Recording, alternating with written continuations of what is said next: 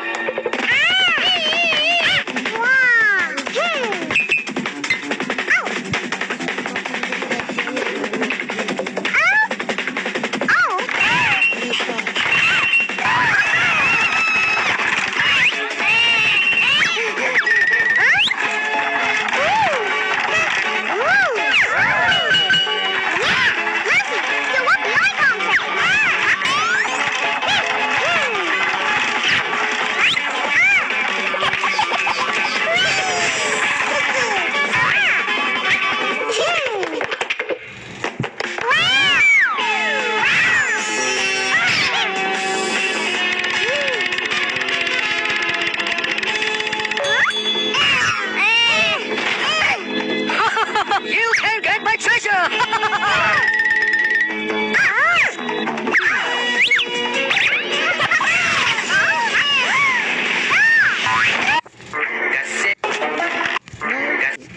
Ay, daw yun. Ay, bro.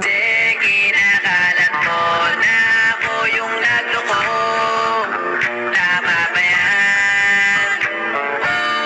Eh kaso lang ngayon malalaman na yung totoo.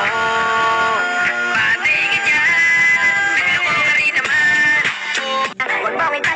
Kung ang tinatanim nyo ay hindi namumulaklak ng pera, ay naku, huwag na kayong magtanim. Ito yung madalas ginagawa ni Madam araw-araw. Kakagising lang yan ni Madam at ganyang oras lang naman gigising si Madam. Tinignan ni Madam yung suot niya na bracelet na gold. Gagi, ang bigat pala. Chinek din ni Madam yung relo niya na gold. Masakit talaga yung ulo ni Madam. Ikaw ba naman suot-suot yung 24 karat na gold? Kung nagtatanong kayo bakit naka-eyeglasses si Madam, naduling kasi si Madam. Ikaw ba naman sako-sako na perang binibilang gabi-gabi? Kung na-stress kayo dahil wala kayong pera, si Madam na-stress lang naman dahil sobra-sobra ng kanyang pera. Dahil kakagising lang naman ni Madam, kailangan niyang mag-toothbrush. Ay, oo nga pala, nakalimutan ko. Hindi pala uso kay Madam yung mag-toothbrush.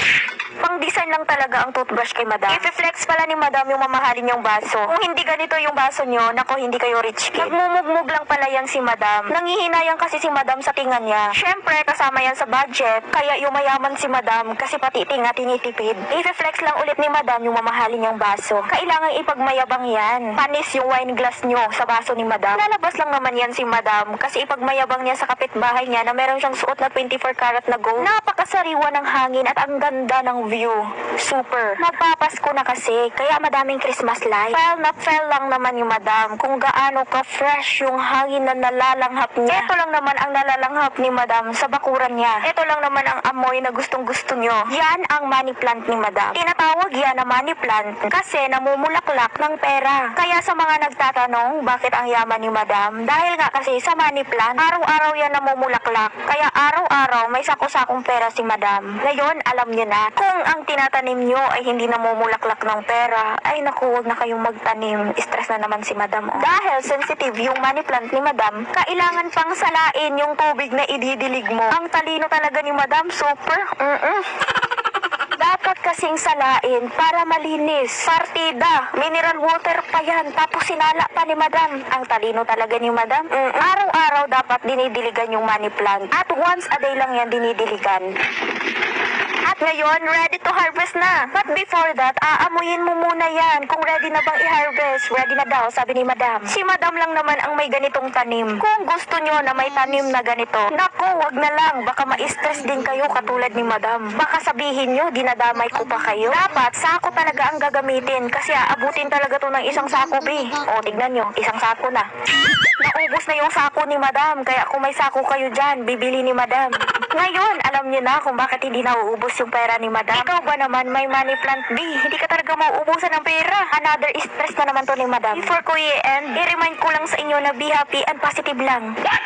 Kung ang tinatanim nyo ay hindi... This is not your average RPG game. This is a roguelike game called Final Fight. Kasi kina Looking upon this stone, I'm ready for the zone. I'll dance with my hands above my head, like Jesus said, I'm gonna dance. Looking upon this stone. Paano ba magpa-cute? Madali lang. Pungay mata. Wet your lips. Ngiti ng bahagya. Side view ng konti.